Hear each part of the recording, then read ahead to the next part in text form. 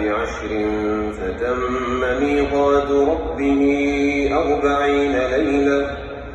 وقال موسى لأخيه هارون اخلفني في قومي وأصلح ولا تتبع سبيل المفسدين.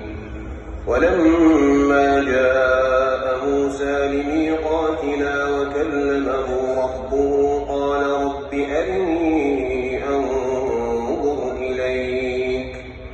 قال لن تراني ولكن انظر إلى الجبل فإن استقر مكانه فسوف تراني. فلما تجلى ربه للجبل جعله دكا وخر موسى صعقا. فلما أفاق قال سبحانك تبت إليك وأنا أول المؤمنين.